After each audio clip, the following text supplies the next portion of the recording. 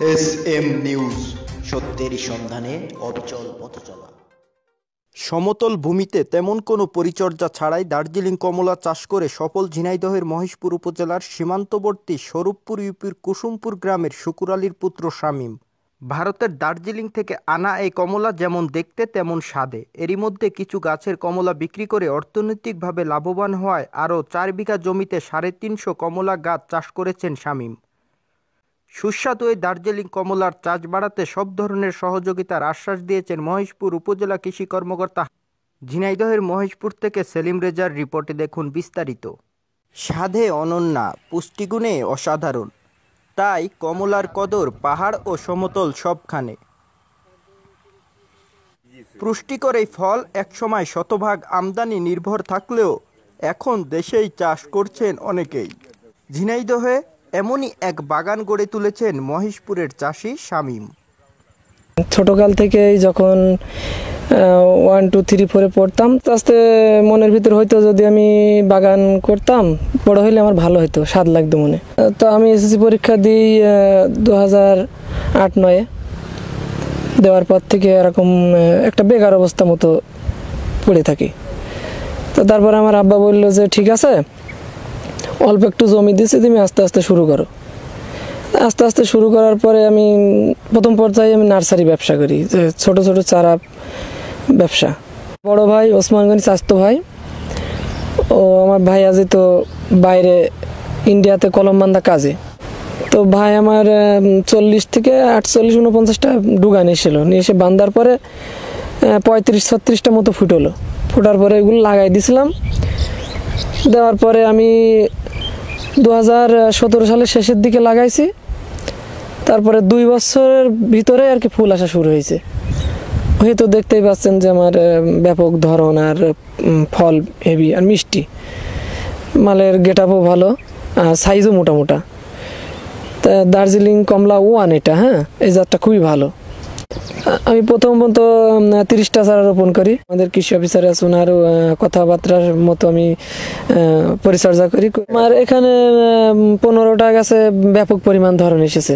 আরও আমার একটা প্লট আছে 4 বিঘা, তার ভিতরে 3.5 বিঘা লাগানো অলরেডি হয়ে গেছে। তা লাগানোর পরে এখন দেখা যাচ্ছে যে ওইগুলোতেও আশা করা যায় সামনের বছর মাল আসবে। আর আমি মনে করি যে কমলা চাষে আমরা বাংলাদেশের পুষ্টি চাহিদা এবং অর্থনৈতিক দিক থেকে ভালো উন্নত করতে পারবো।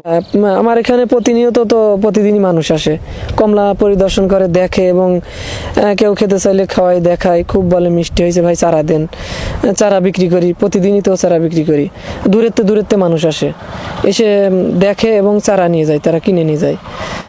আমার নার্সারিতে আপনার কমলা, দার্জিলিং কমলা আছে, মালটা আছে, বাড়ি 1, তারপরে আপনার কদবেল আছে, মিশরি 2 কমলা আছে, মালটা আছে, পেয়ারা আছে, থাই 5, সুপার 10 আছে, তারপরে 8 আছে এবং জলপাই আছে, কাঁঠাল আছে, লাল কাঁঠাল আছে, মিষ্টি কামরাঙা আছে, আমড়া আছে, বিভিন্ন প্রজাতির।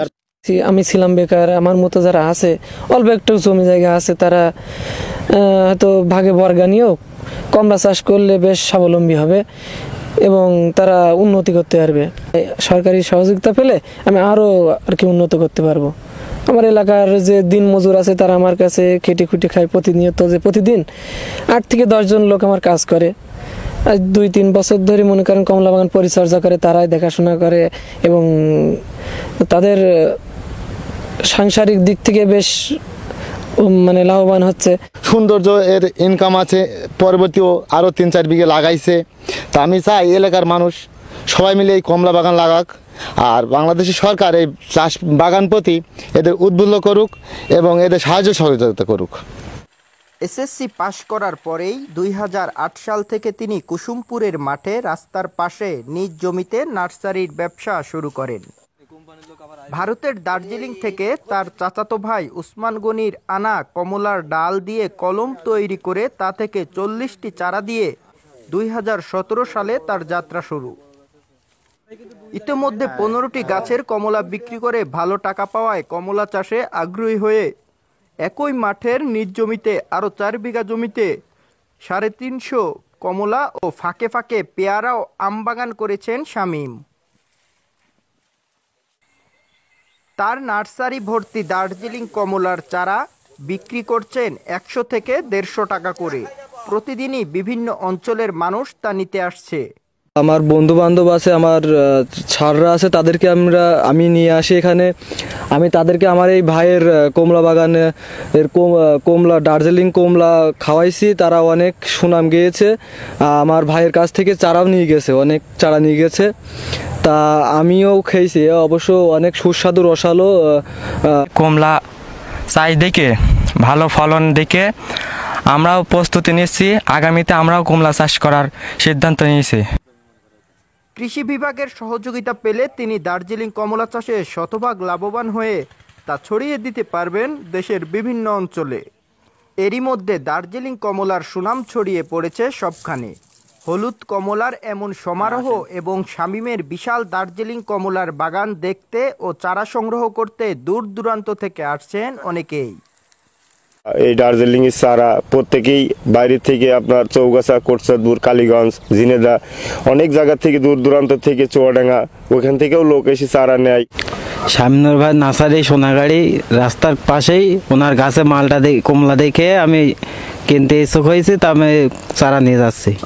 প্রথমে 10 কাঠা লাগাবো, যাতে আমি এর উপরে কোনো লাভবান হই, তো আমি পরের বার আরও 1-1.5 বিঘা লাগানোর ইচ্ছুক হব। শামীমের নার্সারি ও কমলা বাগানে এলাকার খেটে খাওয়া দিনমজুর লালটু, খোকন, বিশারদ সহ অনেকেই কর্মসংস্থানের সুযোগ পেয়েছে। এতে যেমন বেকারত্ব দূর হয়েছে, তেমনি কমলা চাষে দেশে ভিটামিন সি এর অভাব পূরণ করতে অনেক ভূমিকা রাখবে বলে আশা করেন। আমরা এখানে কাজ করি কমলা বাগানে শামীনুর ভাইয়ের, এবং এখানে আমরা সারাদিন 24 ঘন্টা এখানে খাটি, বা এখান থেকে আমরা মানে খাদ্য সব কিছু আমরা এখান থেকে জোগাড় করি, বা সব কিছু আমাদের এখান থেকে বহন হয়। আমার 300 টাকা বেতন। এই যে কুসুমপুর স্বরূপপুর শামীনুর ভাই নার্সারিতে আমরা দীর্ঘদিন ধরে কাজ করছি, কাজ করিয়ে আমরা ভালোই বেতন পাই। আমি এখানে শামীনুর ভাইয়ের এখানে কাজ কাম করি, কিন্তু এই মালটা বাগান, কমলা বাগান করেছে। কমলায় আপনার অনেক ফলন দেখে আমরা 3.5 বিঘা, আমাদের এলাকায় অনেক লোক লাগাইছে, কিন্তু তার পাশাপাশি শামীনুরও 3.5 বিঘা করেছে। কিন্তু আপনারা সকলে মিলে লাগাইলে লাভজনক হবে। সমতল ভূমিতে ও পাহাড়ি কমলা চাষের বিপুল সম্ভাবনা দেখছেন মহেশপুর উপজেলার কৃষি কর্মকর্তা হাসান আলী। আমরা আশাবাদী যে আগামী 5 বছরের মধ্যে মহেশপুরের প্রত্যেকটি ইউনিয়নে কয়েকশো হেক্টর জমিতে কমলা গাছ চাষ হবে, এবং সেই উপলক্ষে কৃষি সম্প্রসারণ বিভাগ কাজ করে যাচ্ছে। এবং ইতিমধ্যে আমরা মহেশপুরে 50 হেক্টর জমিতে কমলা আবাদের তথ্য আমরা পেয়েছি, এবং এটা চাপাতলা সহ এই সোনাগাড়ির যে কমলা চাষ হয়েছে, এবং এটা এর মাধ্যমে বাংলাদেশের যে কমলা চাষের ব্যাপক আলোড়ন সৃষ্টি করে আমরা প্রত্যাশা করছি। দার্জিলিং কমলার কারণে পর্যটনের পরিচিতি পেয়েছে সীমান্তবর্তী কুসুমপুর গ্রাম। Selim Reza, SM news, Maheshpur, Jhenaidah.